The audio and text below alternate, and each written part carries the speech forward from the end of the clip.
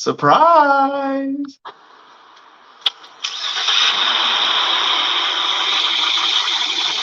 You are now in the car.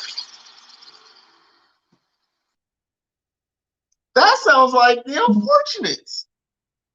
You know what? It is the Unfortunates. So, uh, after speaking with Big Chief Daddy, I am going to transition this show. I'm going to transition this show from the car to video. So, you get it both ways. You're going to get podcasts on Anchor or Spotify, which is recording right now. So I'm double dipping, y'all. I am double dipping. Double dipping. Who likes it? Double dip the donut in the white frosting and then go ahead and to get that nice warm bite. I'm hungry, y'all. I haven't eaten. Excuse me. So this is the Unfortunates. And if you have not listened to the Unfortunates under Spotify or Anchor, okay. So the Unfortunates is all the worst teams ranked from 32 all the way to 25. The bottom 8, y'all, the worst 8. Now, why am I wearing Batman gear when I'm a Marvel guy? I'm sorry, I grew up with X-Men. Because right now I feel like a detective. So I had to do some digging for this episode. So what I'm going to do right now is what I normally do. I'm going to start off with number 32. So let's go over these notes, shall we? All right, number 32. All right. The Houston Texans. Let's just be honest. There is one small thing wrong with the Houston Texans. I believe it's small. I think it might be major by the end of the season. I have them ranked number 32 because I feel like there's something missing. Is it possible that we see a coaching change in Houston? If, and I mean if, the Houston can win this week, they might just skate by. All right, so what am I getting to with that? What am I getting to? Two things. Lovie Smith. You guys are thinking, Lovie Smith? What does Lovie Smith have to do with this? He's a defensive coordinator. He's very, very seasoned in the NFL. And the players have already come out in major respect publicly for Lovie Smith in Houston, which is surprising considering what's been going on behind the scenes with Deshaun Watson. Now, mind you, Lovie Smith is no joke. Lovie Smith is kind of a guy. We all know his history in Chicago. If Lovie Smith gets a chance to take over this team and he gets his Cedric Benson, that could completely change everything for the Houston Texans because you might get Deshaun Watson to stay, which is something I didn't think I would be able to. Like I said, I feel like a detective because I was digging. And I honestly thought Lovie Smith was still Illinois, but I didn't realize he got fired and then joined this staff. So I was like, okay. So the defense is not their weak part, even though they had a bad week. They lost by 20 points to the Seattle Seahawks, and the Texans didn't give any turnovers. So that just says that the defense had a whole bunch of holes, or the offensive coordinator for Seattle was smart for once, which I don't believe. I just think that the Texans players are worn out. They're injured, they're beaten, and they're tired. And the coach is not going to be able to speak up a bunch of dudes who's just not ready. So one bright spot I do want to talk about, I like this guy. He's big, he's awkward. Okay, he's a cross between Brock Osweiler, if you guys remember him from Denver. He's a cross between Brock Osweiler and that funny-looking dude, Mike Glennon. He's a cross between them two, except I think he's better than them two. He's got the scrambling ability. He's got the big, big arm. He might actually have a top 7, top 8 arm in the league, but nobody cares because it's Houston, not Dallas. So, but Davis Mills really looked good, y'all. I mean, again, it's not bad, mind you. He went 33 of 49 and threw a touchdown and threw for 330 yards. That might sound like dinking and dunking, but a rookie quarterback, I mean, you know what I'm saying? Like, hello, Miss Emma White. How you doing this evening? How you doing this evening? Thank you for watching. This is the Unfortunates. Now we're going to move on to number 31 because I gave way too much time to Texas. I normally don't do that, but I'm trying to catch up. So the Jaguars. If you guys haven't heard the oh my gosh news, Urban Meyer is gone. Did anybody say that would happen? Does anybody say that? Oh, I said it. Okay. Yeah, I thought Urban Meyer was going to be gone after about week 6. I thought they would give him the rest of the season considering his name. Now, question is who is to replace him? Now, like I said, I feel like a detective, so I had to do some digging. So I'm like, let's see. You got Trevor Lawrence. You got a whose skill set is pretty much wide open. Oh, man, Trevor Lawrence has good feet. They have okay talent, not bad talent. They have a very good running back. The funny thing is, they have the 3rd best running back in the division, and he could be a top 10 running back in this league, Robinson. Okay.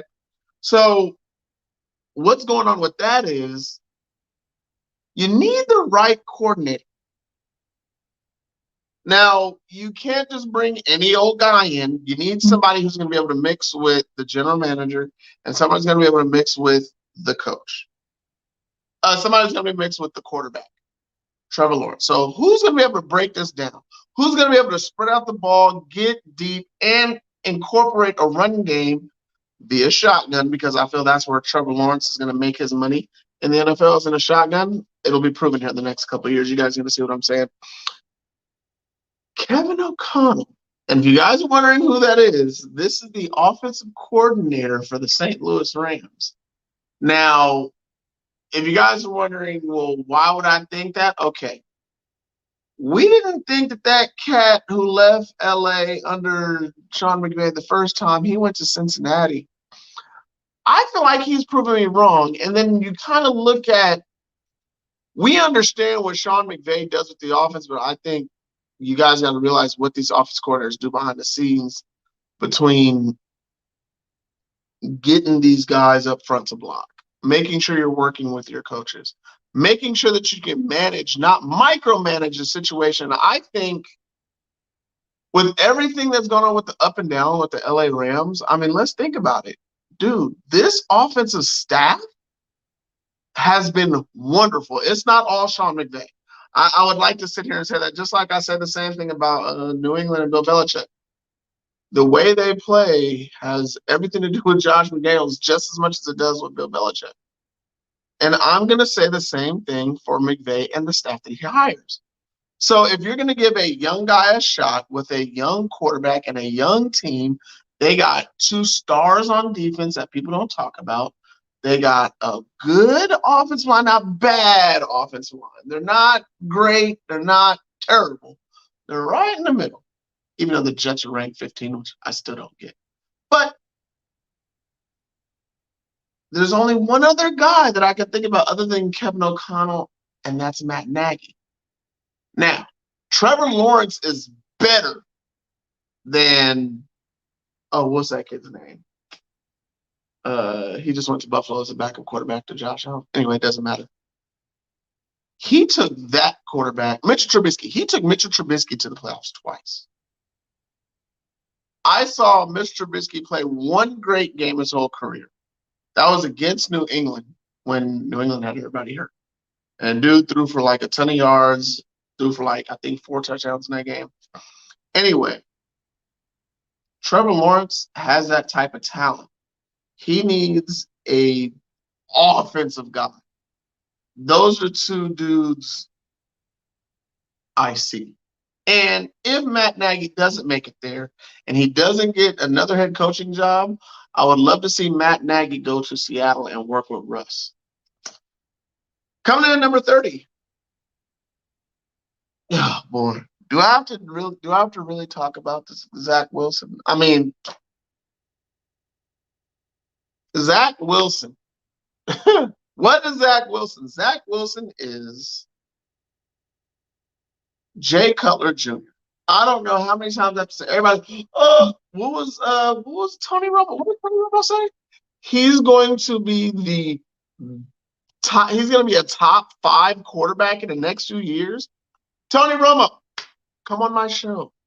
Come on this show. Talk to me about it. I would love to see where you see that. Other than his arm, footwork is terrible. His 2-step drop footwork is even worse than his footwork throwing the football. It's worse than Aaron Rodgers was when Aaron Rodgers came out of Cal. But at least Aaron Rodgers had a few years. At least Aaron Rodgers had a couple years. Sorry. At least Aaron Rodgers had a couple years to sit to get it right. Okay. He was 19 of 42 for 202 versus the Saints. Not good. I'm sorry. I don't. Oh, okay. He started 9 games this season. Okay. Jay Cutler Jr. He's had interceptions in 7 of them. Sorry, man. I'm not a believer. I think Robert Saleh will get another chance next season, but I think they're going to miss out on good coaches this year.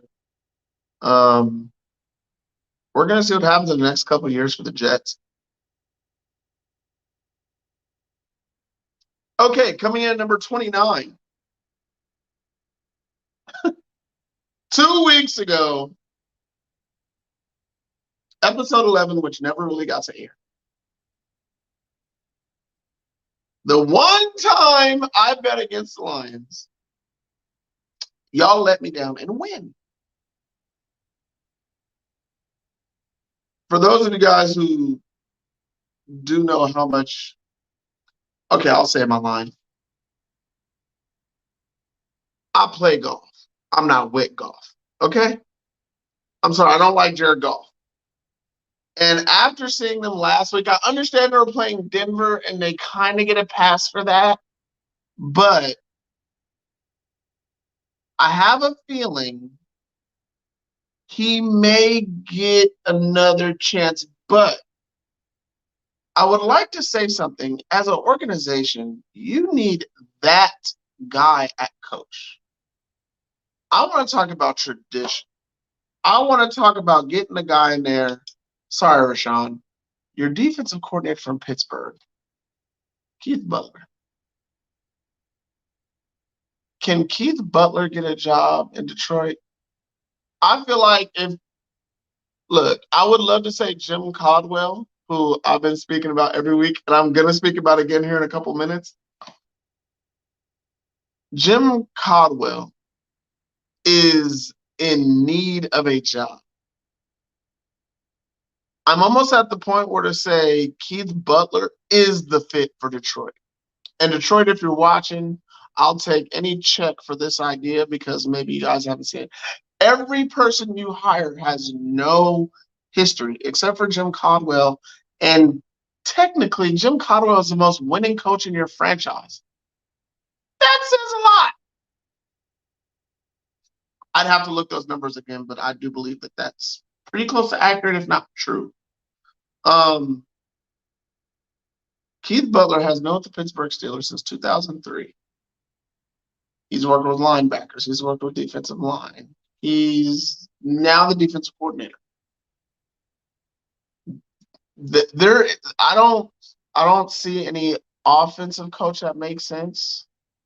The only other guy, just thinking off the top of my head, that would make sense is Zimmer, because I don't see him working in Minnesota. and I would love to see him stay an offensive coach. And then Goff, I believe, is a free agent. You might as well take Kirk Cousins with you to Detroit. I think Kirk Cousins is better than Jared Goff.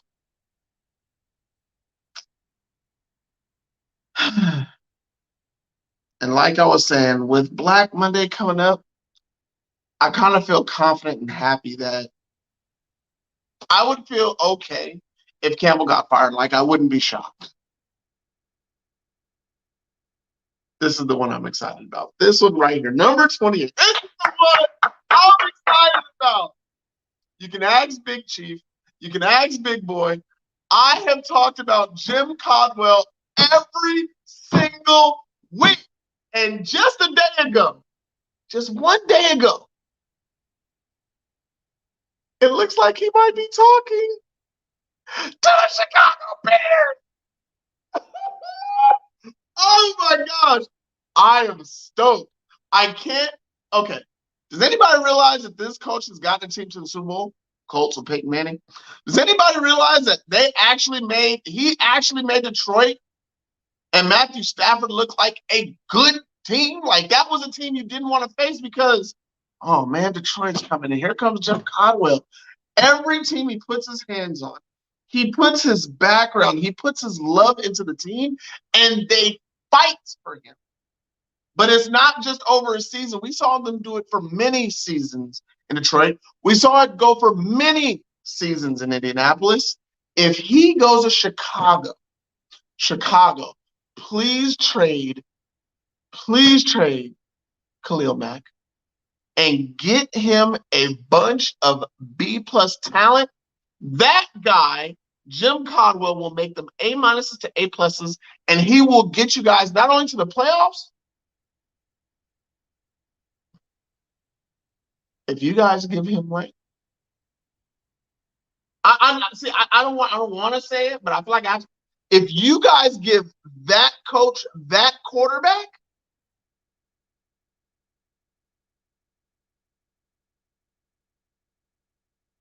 at number 27, Dave Gettleman needs to be fired. Not yesterday, not today, not tomorrow. Right now. Somebody call him. Somebody who's a Giants fan, call your general manager. He needs to be fired, like dead serious.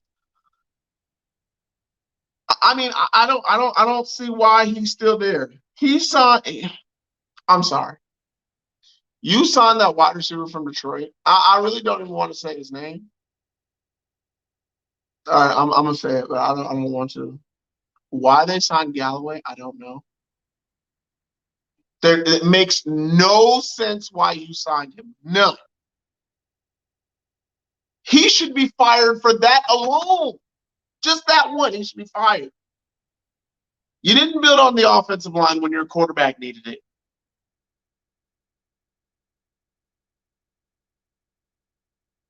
I don't even know what to say at this point other than who's his replacement. Again, I'm feeling like Detective Batman today, so I had to do some digging.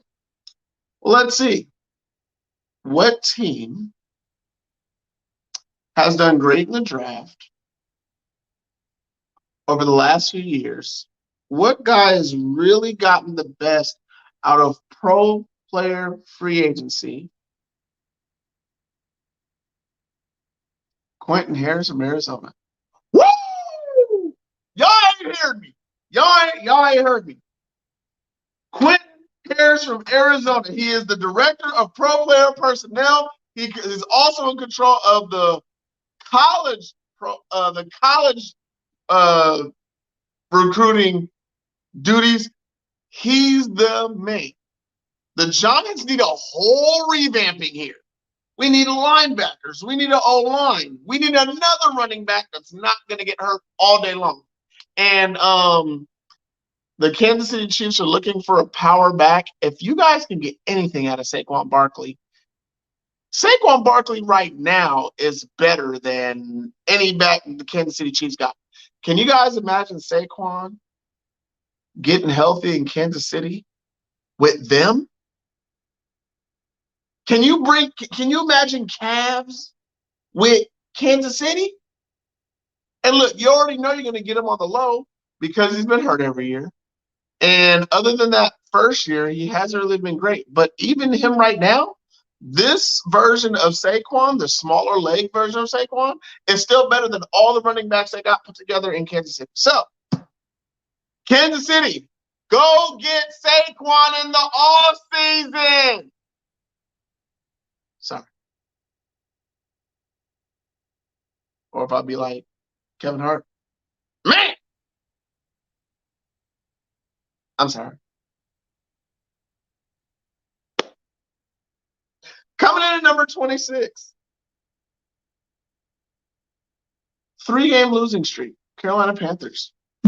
Um, they were actually not. They weren't actually in episode the last week that I didn't get to do, but I did. What did I have at number 2?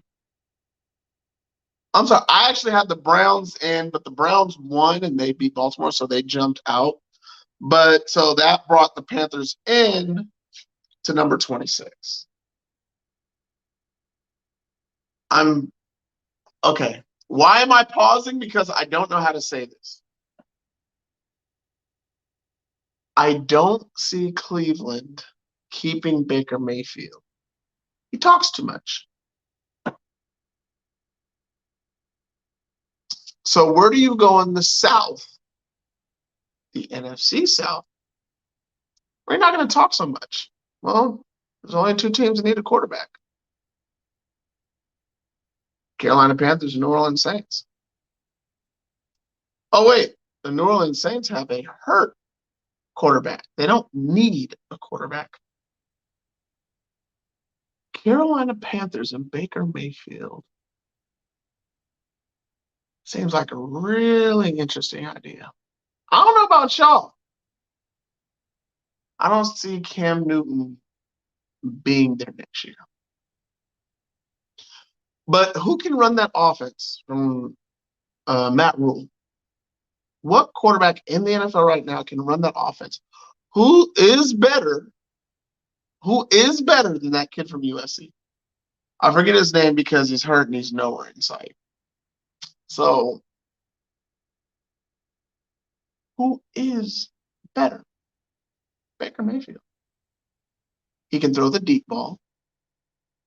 And Matt Rule manipulates the offense enough to where he can throw the ball downfield. And if I'm not mistaken, he does run a wide offensive line, which we haven't really seen from Texas since Texas Tech. But again, this happened at Baylor. Matt Rule happened at Baylor. He did have that wide offensive line set. So basically, where the guards are playing more in pass protection, which happens a lot in the NFL now, but the only difference is you have to deal with the athleticism of the defensive linemen. So now you need more athletic offensive linemen as opposed to big boys. So that's why McCaffrey works so well because of the plays that they have to run with their athletic offensive line. So as long as they keep Matt Rule there and the way they run that system, they will never have a terrible offensive line. They could plug and play. And if that just went over your head, let's keep it simple. I think Baker Mayfield in the South fits what they're going to do in the future. I understand that they wanted Sam Darnold to be that guy, but now that we see his deficiencies, he has good footwork, but he's an ad-libber. What he doesn't do well, he doesn't get past that second option real well. So first look, he's good. Second look, he's okay. He's not getting past the second look. This was the problem I had with Lamar Jackson. Lamar Jackson can throw the seam route better than anybody in the NFL. Tom Brady's great at it too. Yeah. Tom Brady, Lamar Jackson to their tight ends in the seam route. No other quarterback in the league throw better seam route passes than Lamar Jackson and Tom Brady. This jumps right into Baker Mayfield. I think Baker Mayfield can get on that list with them. Baker Mayfield can make that third, fourth read. He's just okay. For those of you who are not really up with Cleveland's coach, he's good, but in this type of offense, so he doesn't need Baker Mayfield. He needs, I know this might sound funny, he needs a Tyrod Taylor. He needs a consistent guy, somebody who's not going to lose a game, or better yet, Teddy Bridgewater in Cleveland makes a whole lot of sense behind those two running backs, that offensive line, and those wide receivers. Can you imagine Teddy Bridgewater and Juice together? There's a fit there. There's a maturity level that Teddy Bridgewater already has in Cleveland. And then let's see Baker Mayfield and his exciting style. But we got to get the Baker Mayfield to come out, the old Baker Mayfield, the Baker Mayfield who's gonna play ball. We need that Baker Mayfield who's gonna stick that flag in the ground and say, "This is my team. Let me go out and do my thing." The only thing I wish Baker would do is shut up. I wish Baker would shut his mouth about the NFL, about trainers, about doctors. If you want to talk in commercials, dude. I want to see your actions on the field. If you're going to be that hype guy, if you're going to be that kind of quarterback where your excitement leads you, takes you, do it on the field where you're best at it. Don't let nobody get in your way. I actually believe in you. I don't believe in you with Cleveland. Just like I don't believe Tua in Miami. Baker Mayfield, I like you. I like watching you at Oklahoma. I was shocked when I saw that little muscle man dude. I used to, man, Baker, come on. Go to Carolina. Get your swag back because you ain't got it. You gonna let OBJ take your swag? Man, get from behind that clown. He's a clown. He's a 3 good season, all hype wide receiver. Why are you getting behind that dude? Come on, man. Carolina's ready-made for the playoffs. And I'm telling y'all right now, this Carolina team is my favorite for next year to make the postseason and scare somebody. Because Carolina does it every few years. It's like, oh, where Carolina from come? Next year, don't let Carolina stay healthy. You don't want to see them corners. You don't want to see that safety. You don't want to play with that D-line. Their linebackers are still nasty. The O-line is still okay. And if they get another running back to go with, we don't want to talk about their wide receivers because they're nice at the wide receiver position. If you add Baker Mayfield to that, and those athletes they got up front, if you get, oh my gosh, if you can get Christian McCaffrey in a screen game with Baker Mayfield and with Robbie Anderson, I mean,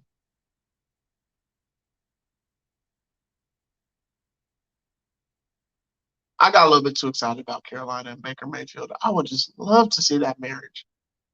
Look, he's in the middle of getting divorced. We see him. You see what happens, man. He's ready to get divorced from Cleveland. He got to meet his girl, Carolina, man. Carolina waiting for you. Come on, big dog. Carolina waiting for you. They're single rated mingle. They ain't got no real quarterback. Cam Newton is just the girl that they dating right now. Cam Newton dating. He ain't married. He went back to his ex and think that, oh, we getting married. No, Cam, y'all dating again. You just think it's still serious just because you feel comfortable. Cam, y'all date. Y'all ain't married. Baker Mayfield, Carolina is single rated mingle. And you already know they'll if they believe in the quarterback. Coming in at number 25, and I'm gonna leave this going out on a question. The New Orleans Saints broke their 5-game winning streak. The reason why I have a question is I see the Saints and Taysom Hill. This guy was supposed to be their starting quarterback? Possibly. Boy, I'm sure glad they kept Jameis. It just sucks how Jameis went out.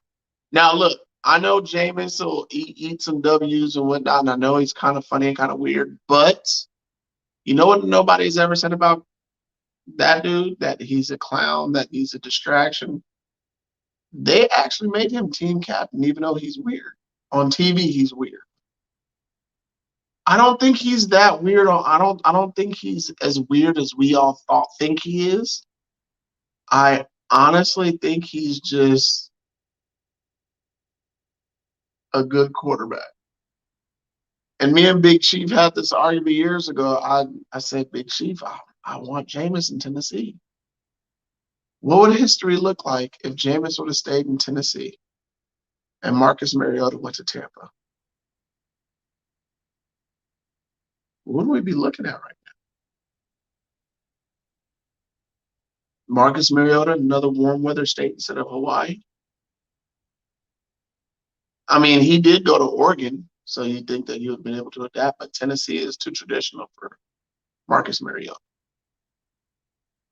You see what happened to Vince Young. He was never able to be Vince Young because they're too traditional. I'm trying to figure out. I'm gonna keep it 100. I had them at 9-8. I didn't. I was one of those people. I was shocked the way they beat Green Bay in week 1. But I'm always saying week 1 never counts when it comes to the rest of the season. Because week 1 is like, ooh, I'm going to pick the Lions, and then the Lions win by 38. Like, wait, no. I picked them by a field goal. The Lions are not supposed to win by 38. And you're like, yeah, New England plays in Miami. They're going to beat up on Miami and New England, and the Dolphins win in New England. Huh?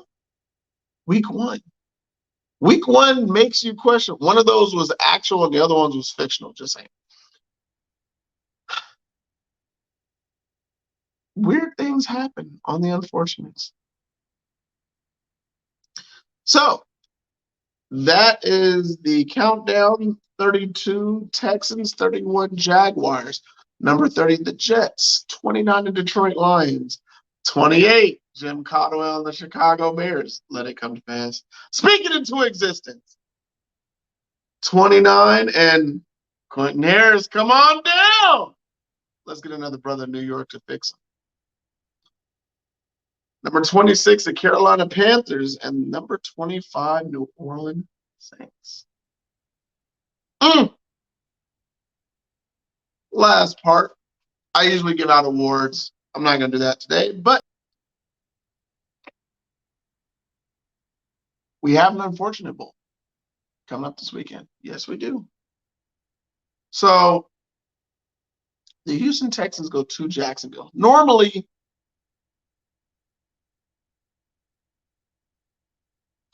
look, in my notes, I wrote down, I'm picking Lovie Smith over the Urban List Jags. I was only 51% of that. And I even wrote down here 51 to 49%. The only reason why I feel iffy at all,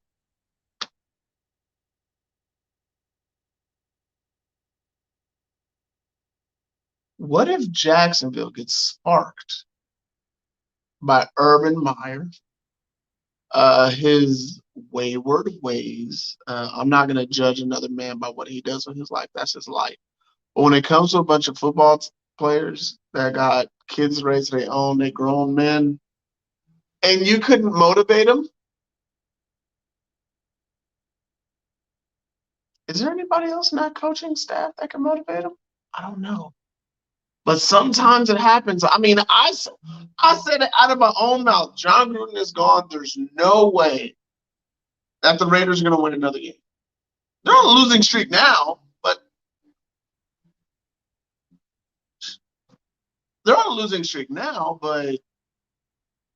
I'm sorry. I believe in John Gruden's style of coaching. Um, I don't believe in his off season and his emails.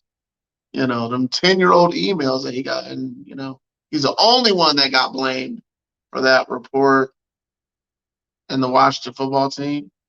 I mean, I'm just saying he's the only one that got hit for that. Anyway, I'm leaning towards the Jags, and I know this is gonna sound real funny. I'm sorry, I'm leaning towards the Texans. I like I like Mills. I like Mills to go down in the fourth quarter and kick a field goal. 13-10. I am picking the Houston Texans over the Jacksonville Jaguars in Jackson. Now the unfortunate game of the week. The Las Vegas Raiders at the Cleveland Browns. Whoever loses, the season is over. Vegas, you're on a losing streak already. Cleveland, you got lucky and beat a Lamar Jackson-less Ravens. The only reason why you're in any spirit at all is your defense. I have no idea who's going to win this game. I don't even have a pick.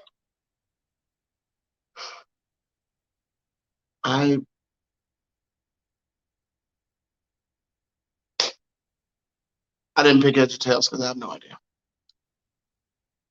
What I do know is whoever loses this game, I can guarantee, just looking at the numbers in both of the schedules, it's about a 90% chance that the other team who loses this game is out of the playoffs. And that's it. That was the Unfortunates. Those are my teams. Those are my topics.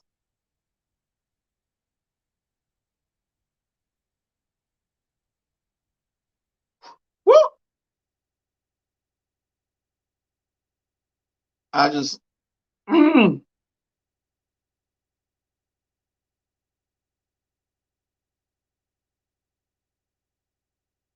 again, thank you guys for following. Thank you guys for listening. Um, I'm gonna post right here in a second. I'm gonna post right here in a second. That way I can get it out there on Spotify for you guys to listen to. If you guys are just coming in late, Bruh. Bruh. bruh. And because normally I'm in the car doing this. All kinds of noises, all kinds of ringing bells. Yay! Yay! Okay, so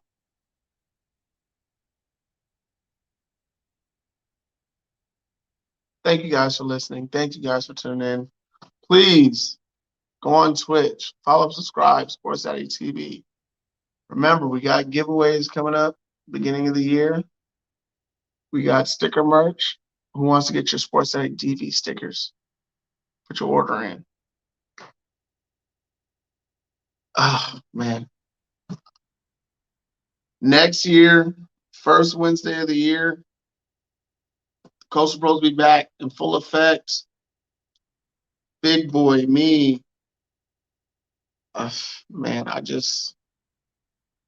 Big Chief Daddy, sometimes I usually have like a catchy phrase to say. I just want to say thank you. Me and the guys, our new correspondent is starting next year. Just want to say thank you for all of us here at Sports Day TV. We're all about love. We're all about family.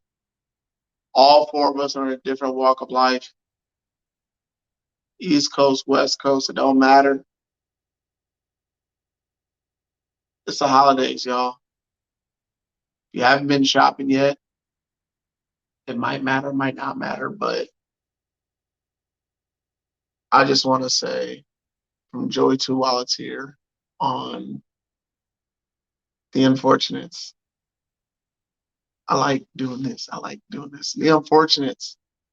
Not in the car, just the Unfortunates, the visual. You know what I'm saying? From Joey to Wallace here at Sports Daddy TV and my cat.